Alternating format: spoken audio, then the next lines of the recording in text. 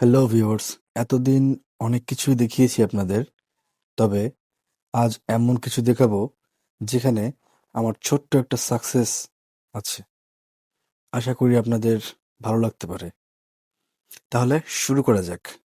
মোটামুটি ১.৫ বছর আগে আমি শখের বশে ২টা চিনি কলার গাছ লাগাই আমাদের পুকুর পাড়ে। চিনি কলা আমাদের আঞ্চলিক ভাষায় বলে এই গাছটাকে।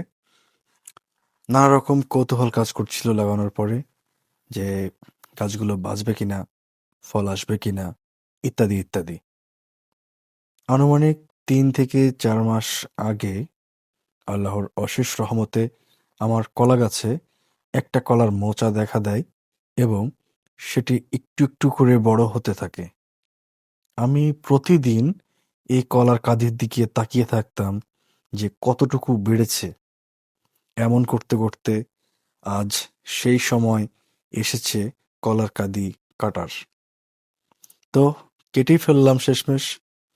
এতদিন বাজার থেকে কিনে খেতে হতো এই মজাদার সুস্বাদু চিনিকলা, তাও আবার কীটনাশক রাসায়নিক সার দিয়ে উৎপাদিত, যা আমাদের দেহের জন্য মোটেও স্বাস্থ্যকর নয়।